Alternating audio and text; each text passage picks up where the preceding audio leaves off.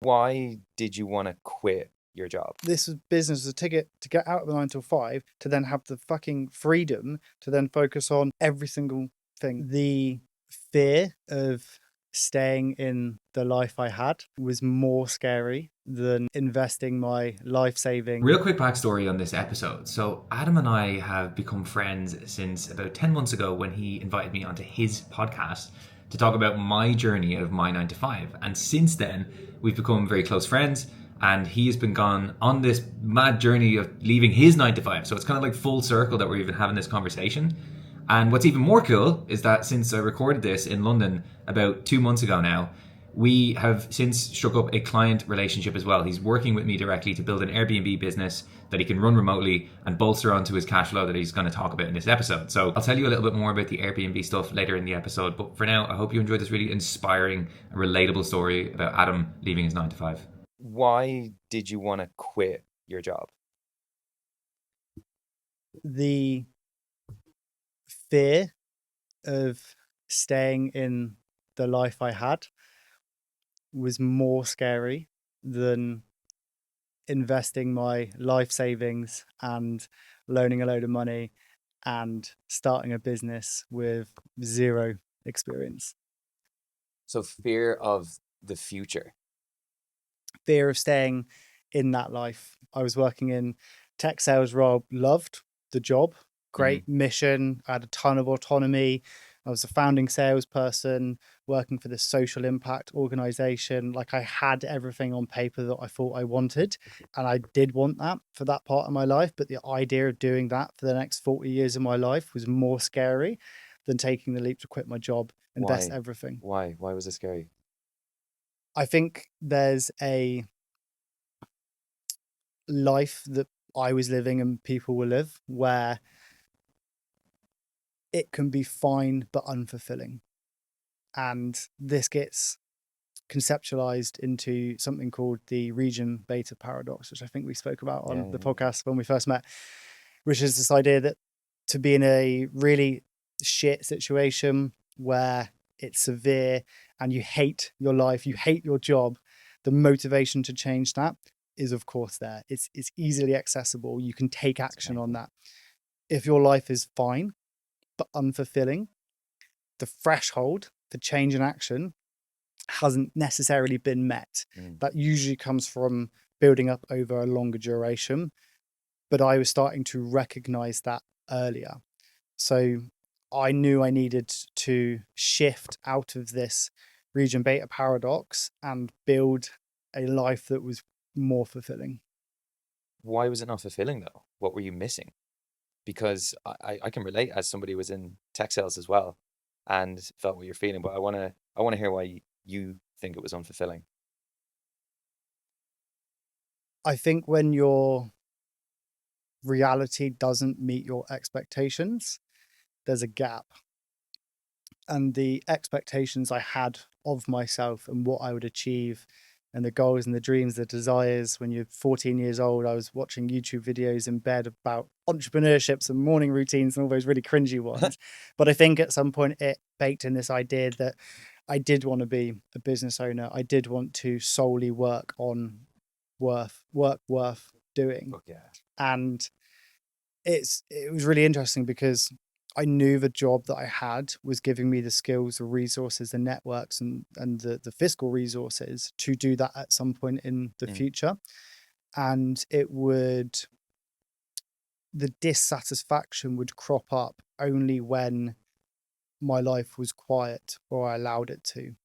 And I think that's what a lot of people struggle with, is because I was building and I was doing this thing at this job, I was working really, really hard. Objectively, I was getting this, I was getting the fulfillment from achievement and accomplishment through work.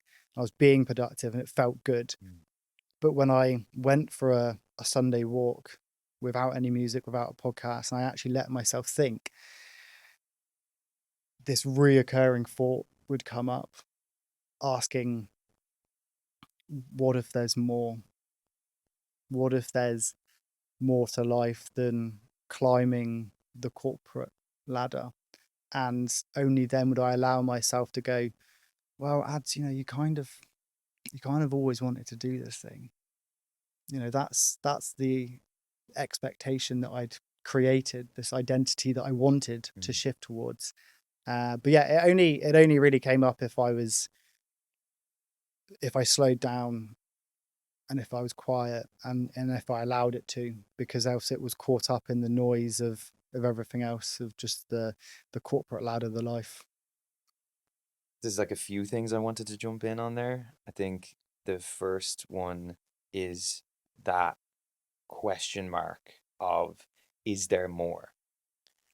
And I think that question mark, in my experience, maybe you can relate to this, is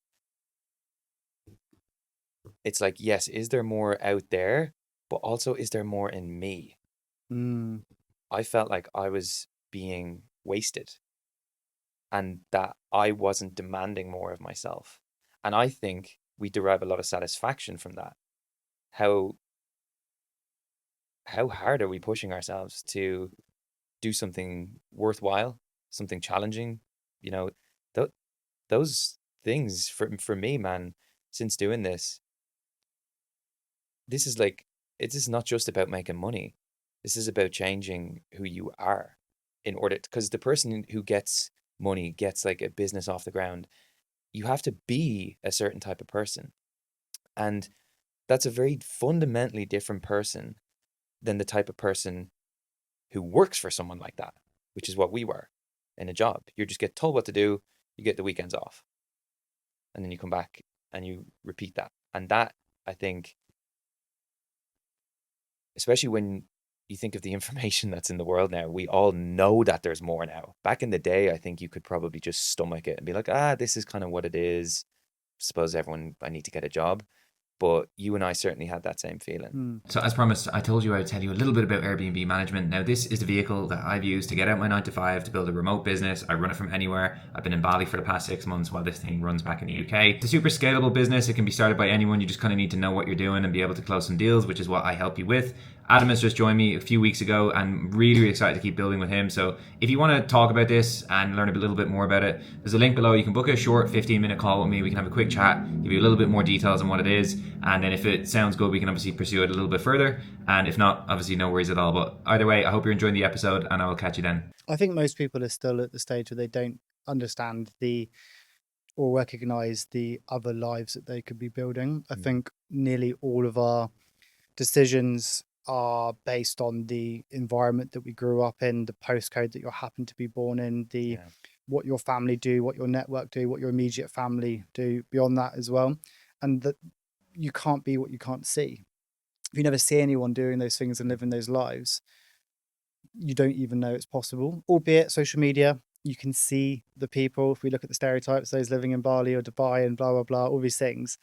But even still, there's a level of disconnection between what you see on social media, because everyone knows that it's polished, right? They're only showing an aspect of that. But I think unless you can actually meet someone in person and have those conversations and see the life that they're living, it's really, really hard to believe that you can do that.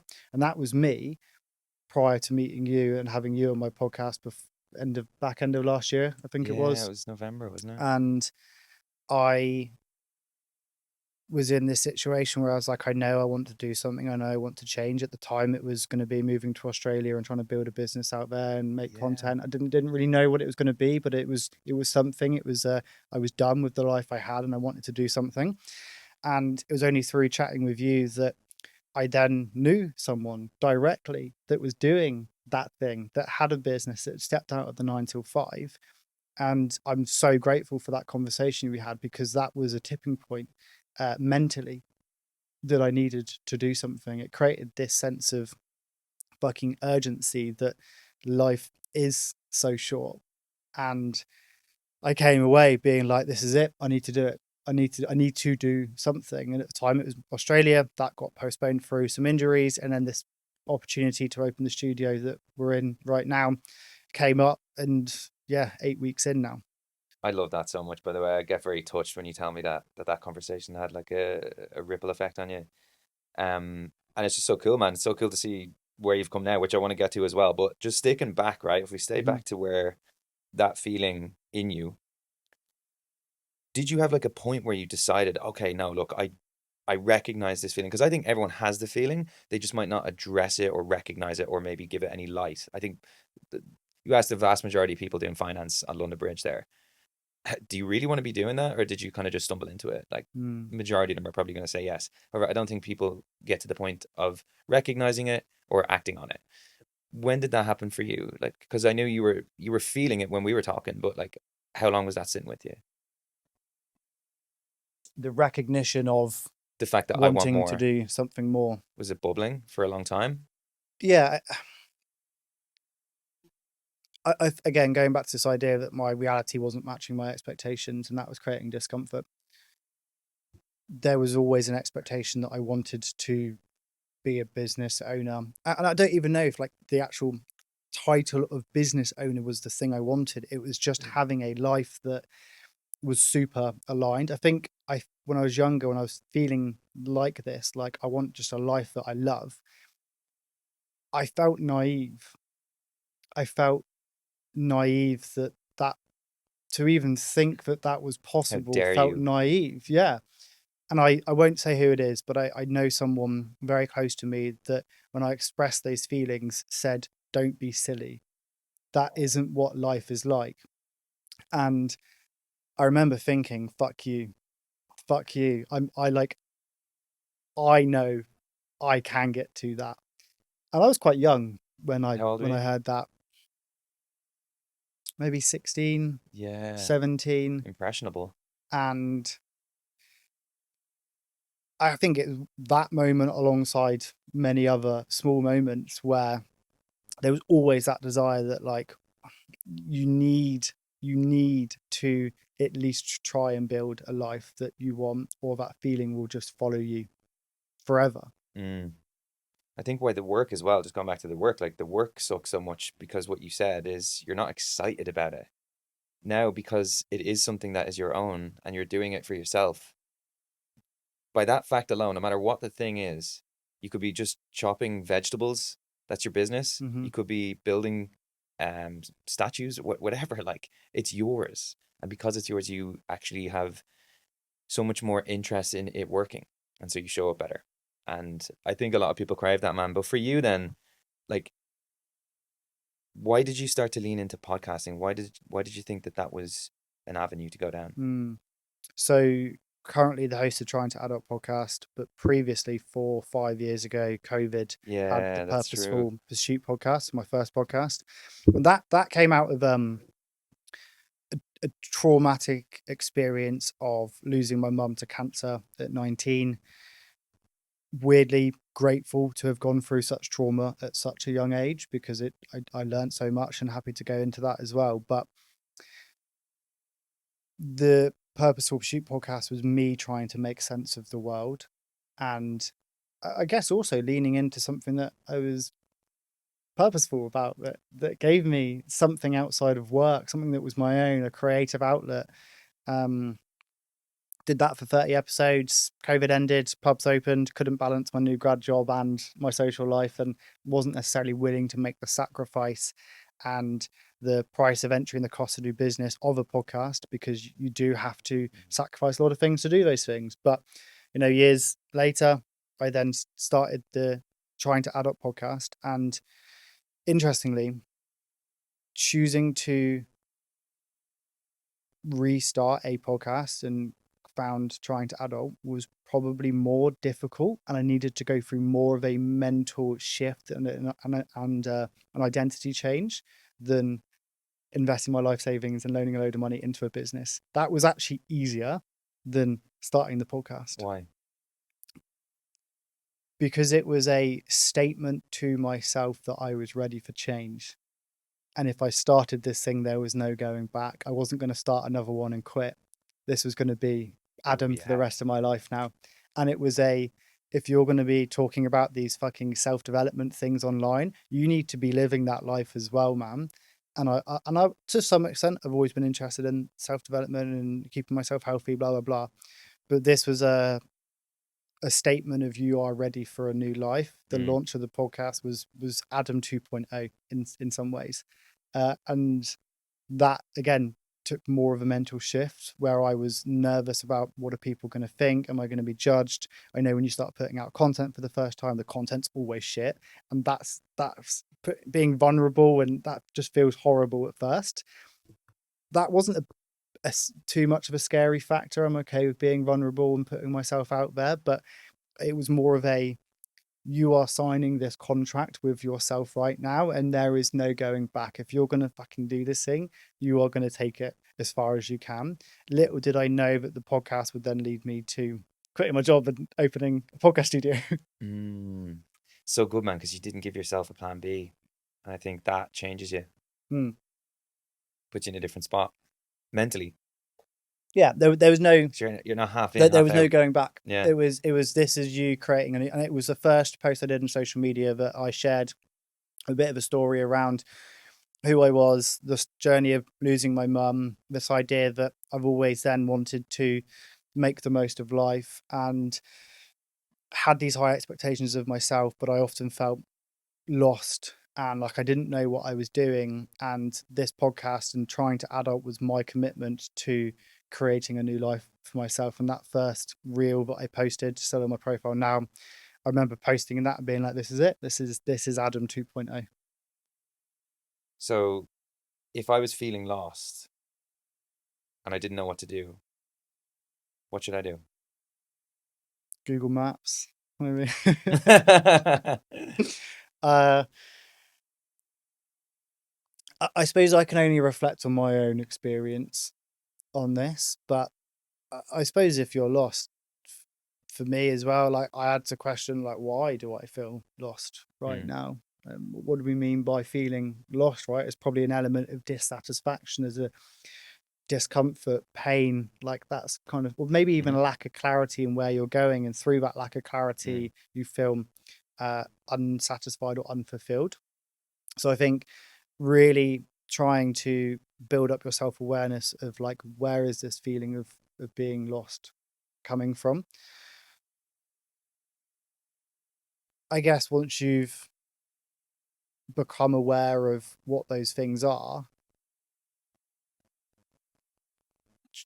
trying to take some form of action on that, which is probably the most difficult thing, right? So a lot of people can feel lost, work out why they feel lost, but then not actually do anything about it, because that's the most difficult thing. Going back to the region beta paradox, you've so many reasons to stay. You've so many reasons not to act. So many reasons to just stay comfortable, because it's so risky. But it's not. It's like the way our fears can often come across as very cleverly articulated rational thought is quite deceptive, and it stops people from getting to that point of action. And that action is, if you can just take action over a semi-prolonged period, see what's happened to you, man. A few months in, you've just kind of been like one foot in front of the other, one foot in front of the other. Now look at you. And I just think if we're able to recognize that, like you said, like just say, okay, why am I dissatisfied? What am I afraid of? What am I afraid of, like, acting on?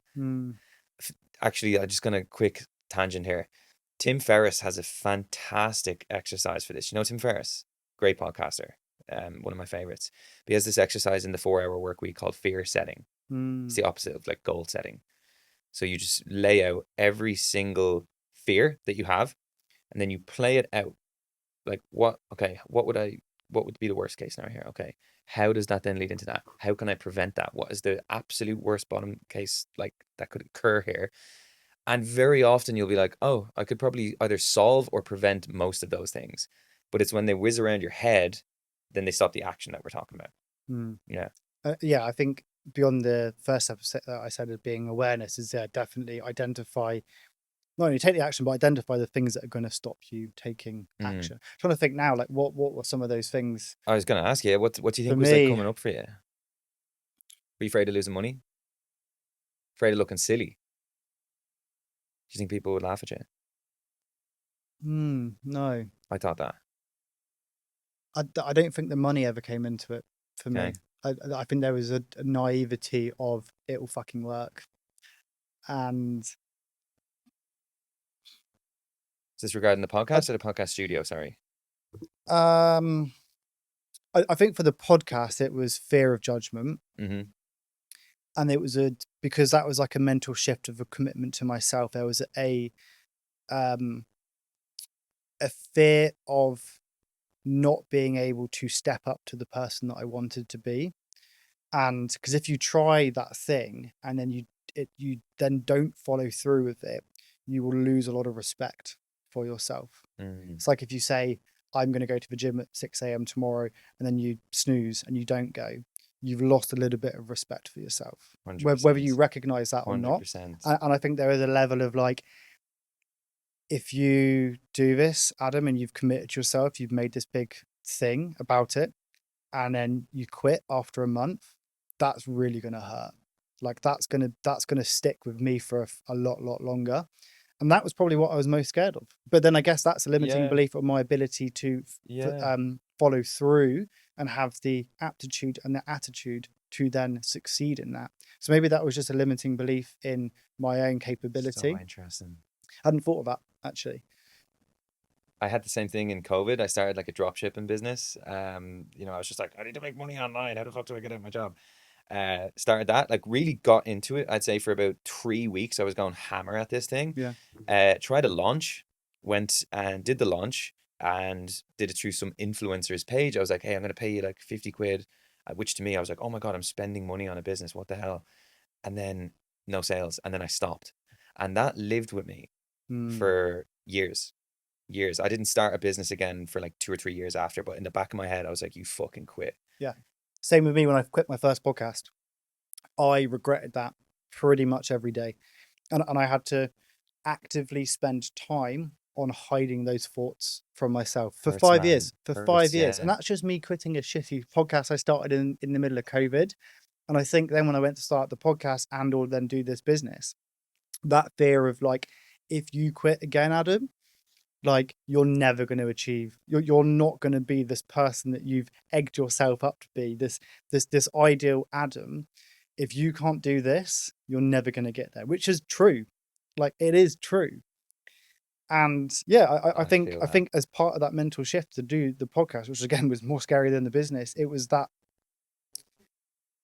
if you don't follow through with this, Adam, like you're not the person you thought you were. I feel that so much, man. That fear of me seeing myself quit again, because we both know how much that hurts to quit, and then to live with that, that's an awful feeling. And it goes back to what you were saying about the self-respect thing, because I think I saw Luke Belmar say something about this. He's like, something to the tune of, you are always watching yourself the whole fucking time. When you slip up, guess who sees it? You.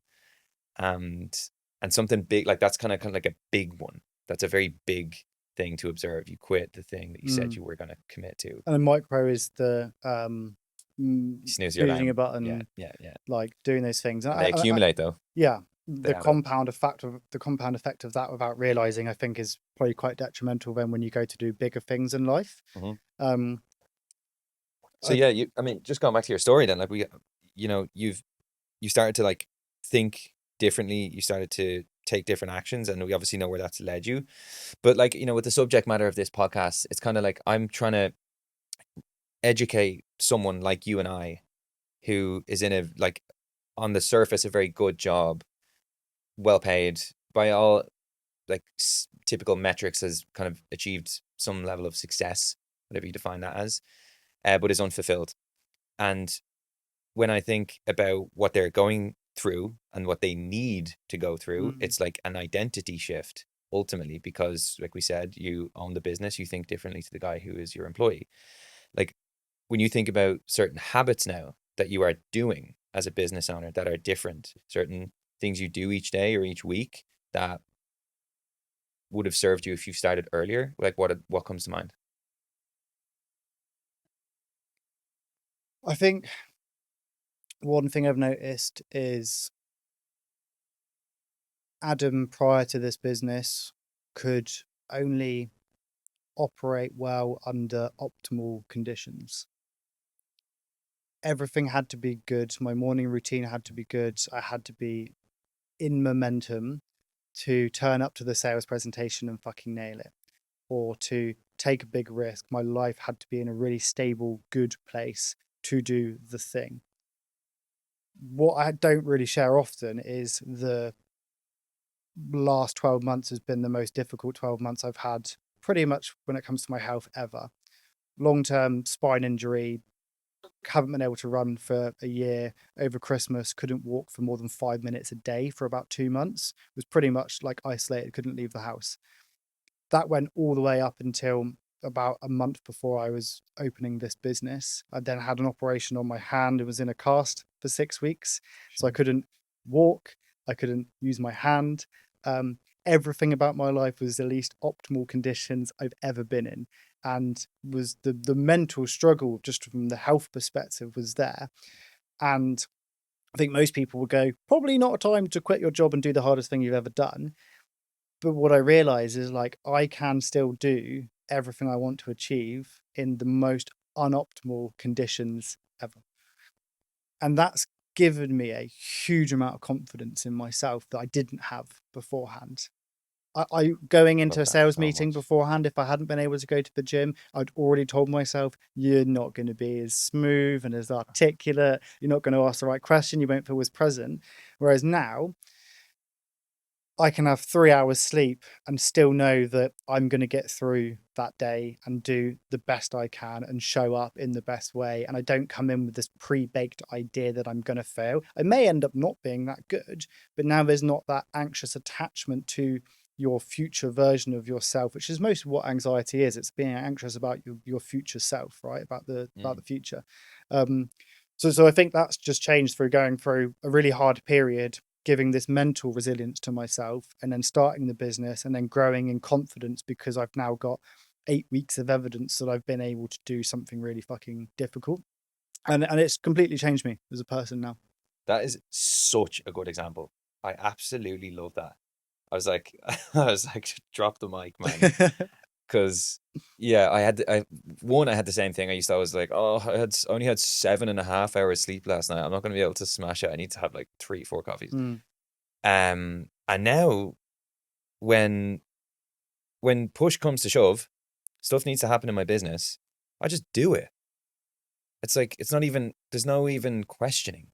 It's just like, oh yeah, I'm doing it. There's no mental battle of, well, I'm tired today, so I'll do it tomorrow. Yeah.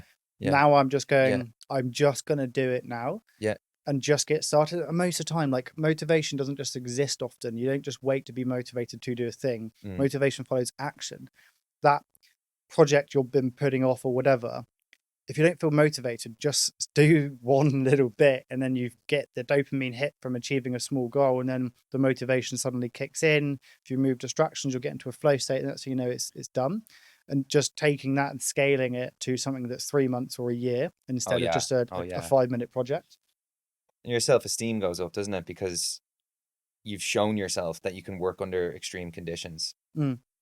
That was one of the reasons I wanted to start a business as well, is I wanted to know what happened when my back was against the wall. Fuck yeah. I wanted to see how Adam reacted when shit hit the fan. I'm in a corner in a dark room and there's no one else to turn to. Whereas if you're in a business, there is always someone else whose responsibility is to solve that difficult situation. Usually goes to the founder, right?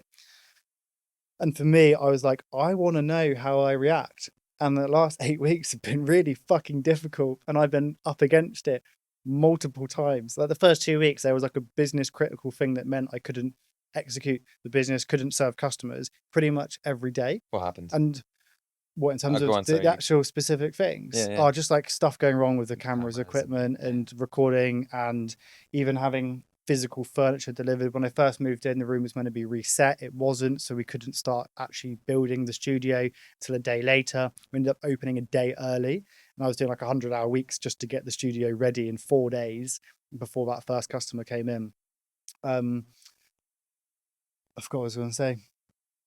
Yeah, you were. Yeah, but it's always scary when I think you have someone relying on you. Yes. Someone's like, oh, you promised me this, and then because of the camera, because of the couch or delivery or whatever, then you can't do it.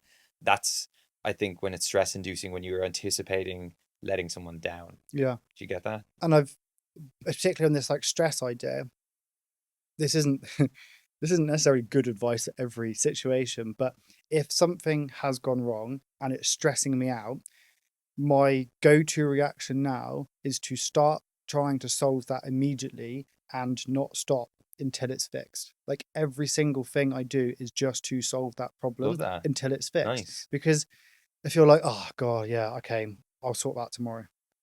Well, now I'm going to spend the next 24 hours stressing about it and not working on it. You're not going to fix anything just thinking and ruminating about it. So my default now is if something's gone wrong, I just start immediately until it's fixed. If that's working late or if it then has to go into day 2. But immediately there's this, it almost reduced amount of stress because I'm like, well, I'm working on it. And I've already found out 3 things that didn't work. And I'm on to my 4th, which might be the right one. But equally, I've learned as well that the level of stress that you experience is somewhat equal to, I've fucking forgotten it. Hang on. This is a really good point as well. Get it.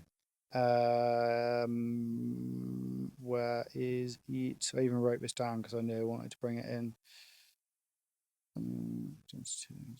Level of stress is equal to like the, oh God, where is it?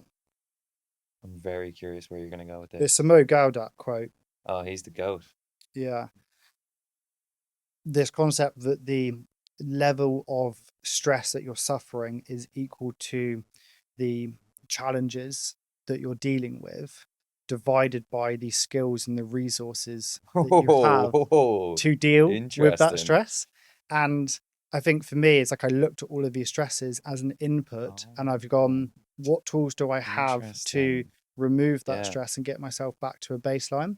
And it's almost insultingly obvious when you think about it. It's also insultingly obvious we're not taught this type of stuff just in life in general. Yeah.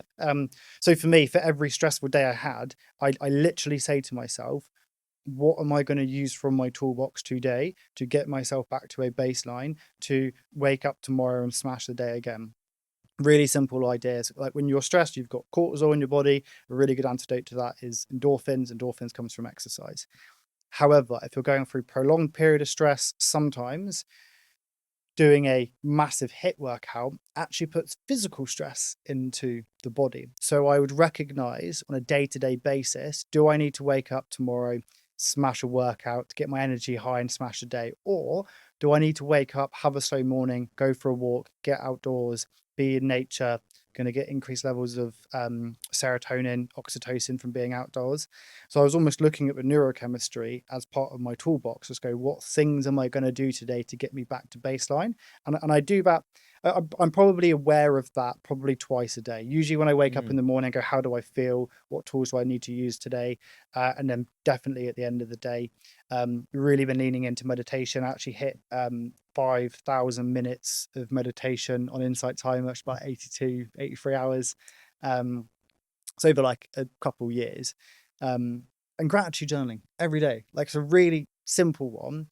But even if I get to the end of the day and I'm stressed, usually you then just go to bed not really reflecting on the day at all. Whereas if I had to do my 10 things that I'm grateful for, I have to go, okay, what actually happened today? 10. It's difficult to do. Yeah. I'm only grateful for like 2 things. But yeah, so to even the 5 minutes it takes to then go, what, because I'm usually frazzled. My brain's frazzled by the time I go to bed. But even that action of sitting down and going, what has actually happened today?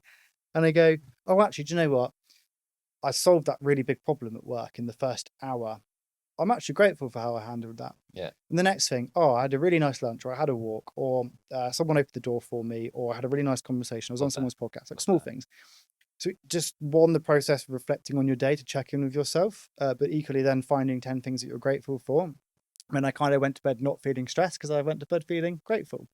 And the more consistent I was for that, the more times actually throughout the day, rather than just feeling retrospectively at the end of the day, throughout my day, I was then becoming more grateful for the things in the moment, because I'm starting to build up those neural pathways of gratitude in my brain as well. Yeah.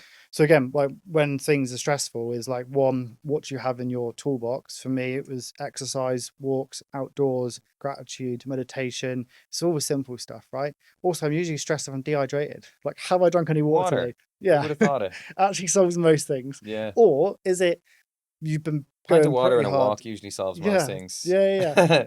Equally, like, have you pushed it a bit too hard the last couple of days?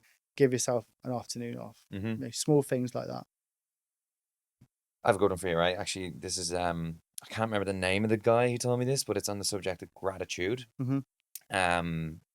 It's like a video on YouTube. I think this guy must be from the 70s, like kind of shady black and white footage. But he says, when you go to sleep, just as you're going there and you're lying in bed, just say to yourself, I believe something wonderful is going to happen to me tomorrow.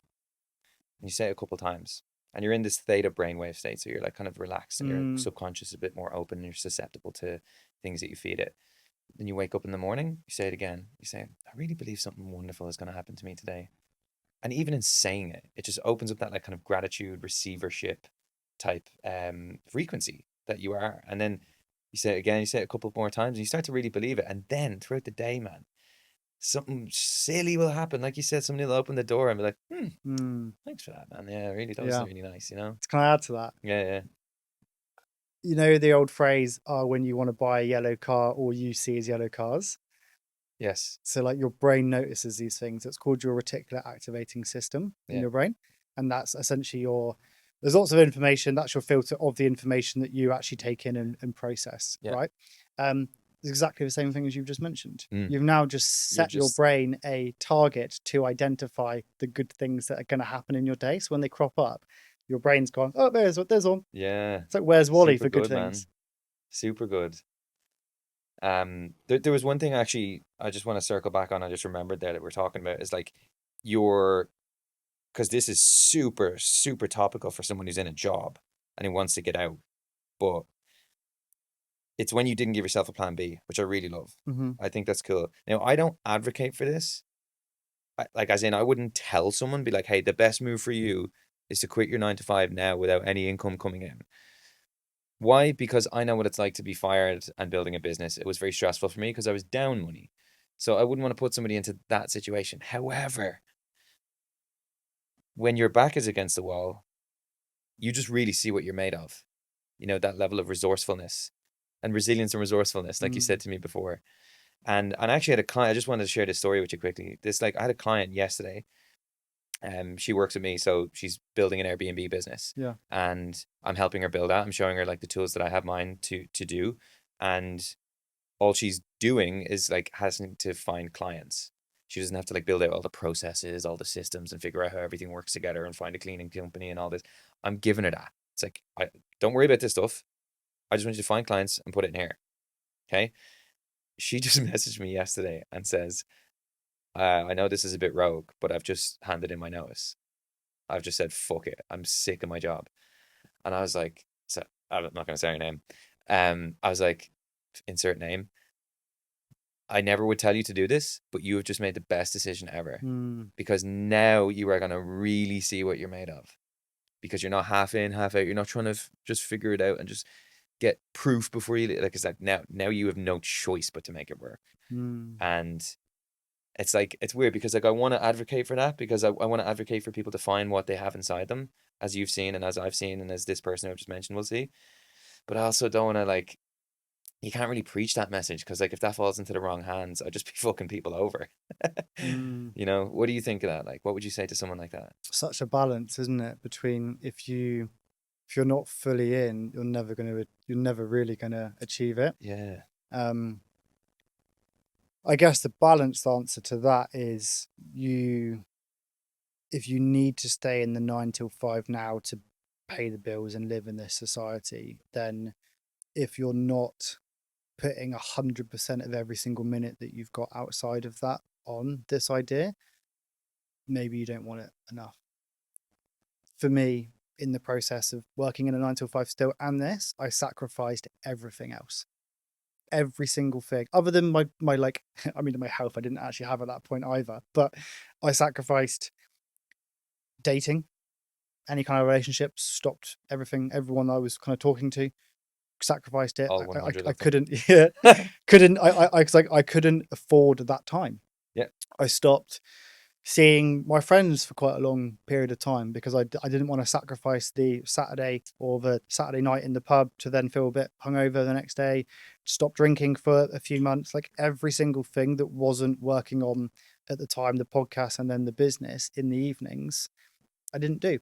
So I guess that's maybe the more balanced answer to not having a plan B is like, well, if you're not going to go all in, jump ship, so you can focus 100% of the time, you need to be spending every other minute that you've got on that so idea. good. And like that may go, oh well, that doesn't sound like a good life, just spending every single minute of your life working. Well, it's not forever. Like I know the 70 hours a week I'm doing in this business now, that is a temporary period of my life where I sacrifice every single other thing. Everything in my life I've sacrificed to just focus 70, 80 hours a week on the business for the next 6 months, or however long it takes, because I know then I've got the foundations and the resources to then step back and live the rest of my life. It's sacrificing a very, very, very small portion of your time to then have so much more freedom financially, but geographically, in every other way that you could describe it. But yeah, and I think people are scared of that. I think people think, well, if I sacrifice everything, it's gone forever. It's like, no, you just have to sacrifice it for a period, and that makes it so much easier to commit 100% in that moment, which is exactly what I've done. And that's really hard because that's a contract I signed with myself mentally to say you are not doing anything else. Like a small example, I'll get home from a 12-hour day. I get home, I grab some food, and I go, oh, should I just stick a 40-minute Netflix on before bed? It's like, or I could do more work. And I know that's not healthy and it's not sustainable. And I'm not necessarily advocating for people to do that, but like, it's either 40 minutes of Netflix, 40 minutes more getting me to my goal. And like, now that's not even a question I have to ask myself. It's literally just, that's my default process right now. And again, like, I'm only 8 weeks in. I know that that's not sustainable. People will call you unbalanced for that, Adam. And I am. You're not balanced. Or I'm only doing 100% of what I want to do. Yes, it's a choice, man. Yeah. You're like choosing to open the laptop. I'm doing. If I look at the percentages of my life right now, I am only doing 100% of what I want to do in my life. I'm not saying I enjoy all the fucking, like, my accounting. No. Fucking no idea what's going on with that. Tracked every penny coming in. No idea what's coming out right now. I have a few accounting stories for you. Jesus Christ. But I am spending 100% of my time doing exactly what I want to do. It's not balanced if you look at it from other areas of my life temporarily. And that's the key. Forever. Sign yourself a contract to say, I'm going to do it for X amount of time and go all in. Because if your time is divided by even a 10%, you're going to have to do it for a little bit longer. And I actually think the duration is harder than the intensity. We can work in sprints, but it's harder to run a marathon, metaphorically. Such a good analogy, man. I love that. And I've experienced that recently being in Bali. I had 3 months of just like, I was like locked the fuck in. And lo and behold, progress. Lots of it. And now I'm like, okay. That's like a year's worth of progress 100%. Doing it at 50%. Exactly. And I think like what you're saying, man, it's like, you have a goal, you want to get to it. There's an X amount of actions that need to be taken to get to that goal. How long do you want to flesh out those actions for? And how much that is determined by how much you're willing to sacrifice. So like, okay, you're only willing to sacrifice one night off as opposed to 2 on the weekend. Cool. Well, expect it to be double the length. Yeah. And it's a mathematical equation. Pick your poison. Like, you really want the goal? Okay. X amount of sacrifice. You need to fill the cup up with a certain amount of sacrifices and, take your time or don't take your time filling up the cup. Yeah. Be aware of the trade-offs, accept the trade-offs, and then don't think about them again until it's finished. Yeah. And also, man, you just made me think that, right?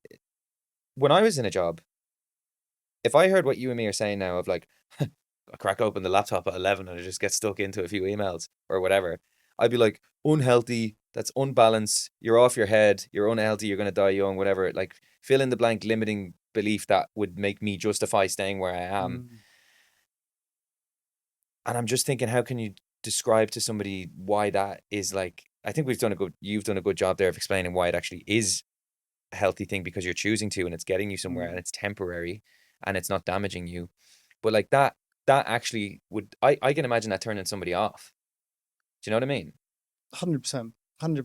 But then that may mean that you don't, or you're not yet willing to pay the cost, the price of entry and the cost to do business. And I don't mean that's financially. So true, man. Yeah, you're not I willing don't to pay. mean financially. And that was me when I quit the first podcast. Yeah. I wasn't willing to sacrifice the other things in my life, and that's totally okay. But if your expectations aren't meeting your reality, that gap will eat you up. But if your gap and your reality is pretty small, and do you know what, you're in the job, and actually like it is okay, and actually you don't really have aspirations to do these other things because it's not for everyone, absolutely fine. But again, if where you are now is very far away from where you want to be, you have to sacrifice to get there. And that doesn't sound sexy, and yet I've never been happier. I've never say been it again, I've man. never been say happier. it again. Like I maybe haven't taken the time to recognize and so do the gratitude practice and stuff, but I'm in grind mode still, and like I'm not always enjoying the experience, but I'm consciously aware of like, this is pretty fucking cool. Like I'm doing the thing, and you have to kind of proactively bring that in, because it doesn't always just happen, because you can get caught up in the day-to-day grind. But again, I've never been happier. I also, like, I've never had less questions. Fuck yeah. I've never had that, is this what I want to do? Oh. Is this the direction? What's my life going to look like? I've never had this amount of clarity of, this is exactly what I want to do. And even in the last 8 weeks, the amount of opportunities that have come across me that I'm now actively looking into to take my life to a place I didn't even have that horizon. I didn't even see that far in the horizon before. And at 8 weeks in, and I'm now looking at something else going, fuck, I'm actually not that many steps away from this completely new version of Adam that is living an even more aligned and more fulfilled life just through taking steps over the last like 8 weeks and doing the studio. The amount of opportunities take me to 10 times this is unbelievable. So yeah, I can't even remember what the question was now, but it's just so cool to hear you say this stuff, man. Because I remember when we were chatting before, you know, you were like, I could tell, I was like, you're there, you want it, you're just on the cusp of taking like serious action. And hearing you say some of the stuff beforehand, I was just like, the opportunities that are on your plate right now, I was like, oh man, that's so fucking cool. Because for me, like, this is what I'm not saying I'm like responsible for that or anything, but like what I'm trying to share with this podcast, my messages, my messaging, my business, the service I provide to people to help coach them. I'm just like trying to get people to wake the fuck up, realize that they've got like a lot left in the tank, and that if they are dissatisfied, let's do something about it, you know? Start to actually do something. And so when I see someone like you doing it, it just lights me up, man. It's so cool to see. You must be proud of yourself, man. Like, you should be. Yeah, I am. And you know what? Like, the people like yourself who I've been in like contact with loads over the last few months, just because it's so nice to speak to someone that's actually doing these things as well. But the customers I've had and the clients in the studio, my family, my friends, like, they've all been so supportive, and that really fucking does help. Yeah. I think the difficult parts of it as well is like this idea of like the lonely chapter that I think we spoke about last time as well, where as you're starting to grow as a person, you then at some point need to leave the current tribe, the circles that you're in at the time. And you want to move to this new tribe of, say, business owners and be in that business world, but you don't quite yet have the business. You're not sufficiently developed enough to join the new tribe. So there's true. this a lonely walk in the wilderness as you're walking between one tribe to find the next. And I've been so grateful to find a few people that are at that, they're going in the same direction, they're going at a similar speed, and finding those individuals. It's the same as like having a mentor as well. Like you need a mentor, someone that can guide you through that lonely chapter, because that's the most difficult when you're walking between those two tribes. 100%, man. And like, I'm big on mentorship because I wouldn't have got here without it. And obviously, like, I'm incentivized to like to mention the benefits of it because people pay me for mentorship. But like, Yeah. at the end of the day, man, like, if you don't know what to do and you don't know like what steps to take, just pay somebody who knows and get help off them. Like, it's really not that complicated. And you're gonna pull something up there, but go on. This whole conversation has just reminded me, I'd love to say this came from like a bloody monk or something, but it was just a reel that popped up one day, and it was a guy on stage, no idea who he was, and a small kid, sounded about 12, asked the question, what's everything I need to know about life? Great question for a start off. And I was like, how the Yeah, fuck is this fucking guy what a going to answer this what a question? I'd hate to be asked that question. I'm like, where the fuck do I start? And this guy, the guy on stage, just instantly came back with, here it is. I was like, what bollocks is he about to Yeah. say? And I had to stop and write this down immediately. And I Serious? really hope I've actually written it down as verbatim was what it was. And he just goes, whatever is available to you at any given moment, choose the one that contains the most amount of excitement, even if it's just a little bit more. Act on it to the best of your ability, taking it as far as you can until you can take it no further. Do this with integrity and without assumption on what the outcome should be or look like. And I was like, you fucking nailed it. Oh, it's so good because he said that at the end, don't have an assumption of what it should be. Don't look like, focus on the results. Just like do the journey just do the thing and like go 100% in. because that's so Act on it true, to the best of your man. ability. Sacrifice everything. Just do that one thing. So Whatever's the good. most exciting So option, good. even by a little bit, act on it to the best as you can for as long as you can, and do Oh, it without man. assumption. That's so good. I love that. Because like that's so I can't believe I'm gonna say this, but it is the fucking journey, It's the bro. answer. But it is. Because like, and you know what I'm realizing? I was even thinking about this on the way up here on my Lime bike. I was cycling and I started to think about me and you having this chat and about how it isn't about, for me, right? I help people build an Airbnb business. It isn't fucking about Airbnb. It isn't about building a podcast studio. It isn't about fucking whatever business you build. It's about who you need to become to build that. That is actually the most valuable thing. Hormozy says this all the time. It's like who you become along the way. And that, I didn't understand that for a long time. Like, I just heard it and I was like, yeah, okay.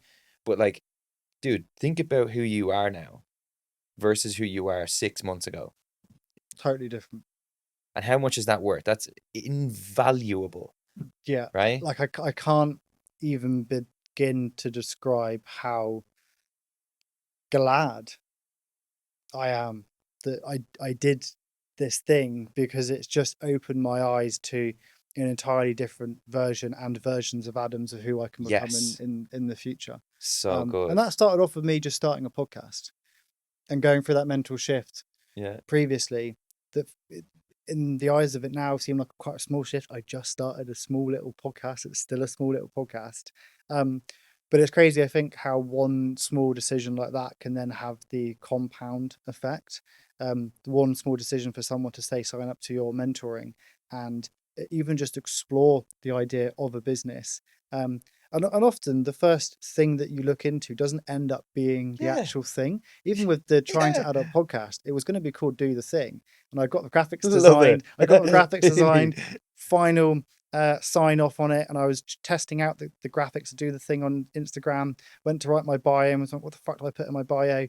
Wrote just Trying to Add Up. And I was like, quite like that, actually. Back to the graphic designer, we're scratching everything, we're starting again. But I wouldn't have come to that concept if it wasn't for just starting so and good. trying something. And I think that's the same with everything. Like this studio business actually, even when I started this, I knew this wouldn't be the thing that I'm doing forever. This was just step one. I think. This was just like my ticket out of my 9 till 5. Yes. Yes, so true. This business was a ticket to get out of the 9 till 5 to then have the fucking freedom to then focus on every single thing, like everything I want Every to other thing focus you on want, for the man. rest of my life. Yeah. Because I've now replaced my 9 till 5 income from this. Yeah. You've taken action. You've taken life by, you've taken the initiative and said, no, I'm going to make this work. And yeah, step one is just get the fuck out your job, man. Whatever, like just figure out through any means. just Through any means. get some money sorted. Yeah. OF, feet pics, Yeah, man. Yeah. Or Dean's mentorship. Yeah, or my One of the mentorship. Sign two. up now. Link in bio. But like, just pay someone. If you can't figure it out, just pay someone Yeah. like a mentoring fee. Buy someone's course. Like they all work. You know, everyone thinks that fucking people are everyone on the internet is a Yeah. scammer. Like, you know, well, how far has that belief gotten you? Yeah. I had mentorship. Sol Hyde, who you've met. Yeah. And he I was was with a Sol, content yeah, creator, and he had literally just quit his 9 till 5 to build a business, and he openly shares how much his business is making, and I think in 6 months it's like 150 grand now, I think. Mental. Like something ridiculous. Mental. And I was his first ever cohort. I think I might have been the third person in that cohort to Shut sign up. up. And he was pitching his offer to me, and I was like, I know for a fact he's literally making this up as he goes, but I believed in him so much and his ability and his future that I was like, I want to be around someone that has that much belief in themselves, because I didn't Yes. have the belief in myself that I could do it. So true. So the mentorship wasn't even the skills of making content, editing, or building a business. It was just to be around someone that was looking to achieve this thing. Like most of mentoring isn't even the skills, is it? It's the accountability and the confidence to go and do that thing. And I looked at Sol, who hadn't even done the thing yet. Yeah. He was living it. He'd quit his job and go home and live at his parents' house for like months to then build the business. And I think he'd literally just moved out to Dubai or Egypt, and he was literally sleeping on someone's sofa, or someone had given him a room to stay in for free. And he hadn't even done the thing yet, but I was like, I believed in him so much that I was like, if I just sign up to this, at least I'm going to be surrounded by 6-7 other people that are trying to do the same thing. And that in itself is just invaluable. Bingo. Yeah. So good. And like I view my job as someone who mentors people. Information, you can get that online. You don't need that from me. You know, Everything you need to know is on YouTube. yeah. You know, I do give people information like that, and I think I'm very good at like distilling it in a way that I would have liked to have it distilled so I would understand it. But like, you don't actually need me for the information. My job is to help you believe in yourself. That's it. And yes, we'll remove a bottleneck. Yes, we'll have some like strategic things that we actually focus on for sure. But it's just getting them in the headspace such that they can take the action they need to get to the goal they want. That's it. That's 90% of it as well, is just your own self-limit, your own perception of who you are right then. Yeah. And for me, signing up to mentorship was like, I remember one small moment, he was like, how much you want to make? How, like, you know, when you build this, at the time it was just going to be growing the Trying to Adult brand and monetizing that. He was like, how much do you want to earn? And I was like, well, I probably need like, I don't know, $5,000 a month to live off. And he was like, why not 10? Why not 20? Why not 30? And no one had ever asked me that. I'd never asked myself that question. I'd never thought I was someone worthy of needing more than that. And for me, it's absolutely not about the money. And even this learning, it wasn't about the money. It was just like, why not more? It was just having someone challenge you, going, why can't you have a business? Why can't you be the person that quit their 9 till 5, that makes content, that does these things? And that's what a mentor does, right? They just challenge you and almost bring you to the answers that you probably have yourself. So good. Like it is, these beliefs around money and worth are baked into everyone so deeply as well. Like I actually was even on a podcast. I was interviewing the guy who hypnotized me. I told you about him off camera. And I think he said to me, like, what do you think when I tell you that you're going to earn 100K a month? He said that to me. I was like, being honest, I had this feeling when you said that word that I don't deserve it. That's how I felt. And even the fact that you made me say that, I was like, oh, that is so interesting that I actually wouldn't psychologically let myself even imagine that. I still have that, I think. Yeah, Hmm. really. Yeah.